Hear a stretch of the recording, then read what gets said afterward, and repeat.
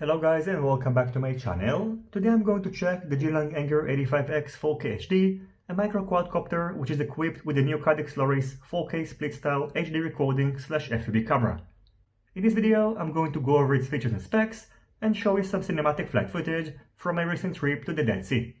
In terms of packaging, along with the quadcopter you're getting a carrying case, a card with a link to the user manual which I'm going to link to down below, a cleaning cloth for cleaning the included ND16 filter, a pretty long USB to micro USB cable, a spare canopy, a bag with 2 bumpers which you can use in order to protect the frame, a spare rubber elastic band for securing the battery, a Phillips screwdriver, a 2mm hex key driver, the Caddx Loris accessories which include an OSD control board, a nano to micro sized camera adapter, and an adapter for the DVR board, and finally an instruction manual for the radio receiver in case you have one of the bind and fly versions. My version came bundled with the Frsky XM Plus radio receiver, and in addition you can also choose between other types of radio receivers or get the plug and play version which will require you to add and configure your own one. In terms of specs, the Geelang Anger 85X 4K HD features Geelang 1204 5000 kV motors which can handle up to 4S batteries.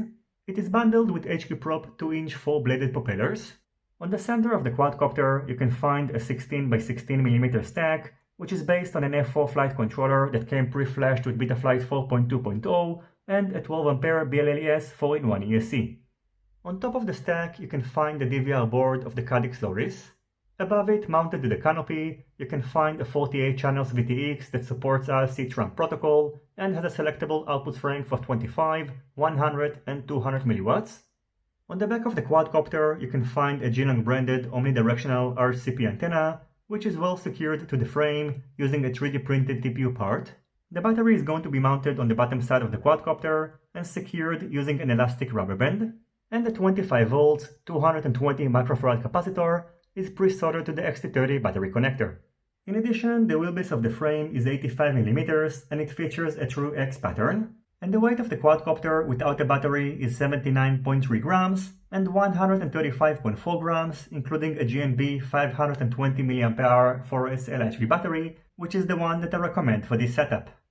The quality of the HD recorded footage is great, however the latency of the analog feed is high and its quality is not good, and in addition this camera seems to be more prone to jello than others.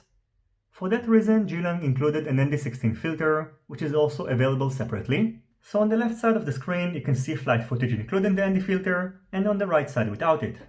The ND filter is also going to double act as a lens protector, and by the way you probably shouldn't use it on overcast days and when flying the quadcopter indoors because the recorded video footage is going to be too dark. The next thing that I've done is to head outdoors and test the Geelang Anger 85X 4K HD, and after testing it out I can tell you that this is a pretty good option in case you're looking for a micro quadcopter that can record HD footage and you don't want to invest in one that can carry a naked GoPro camera. In addition, in terms of flight time, I got about 5 minutes using this battery, which is pretty good. The frame is well designed and not going to break easily in case of a crash.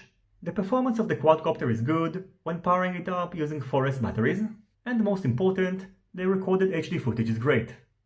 The main downsides, however, are that first of all, this VTX is pretty bad and I highly recommend to Geelang to use another one, and the analog footage of the Caddx Loris is not good as well, so the combination of both makes the whole FPV experience not very pleasurable.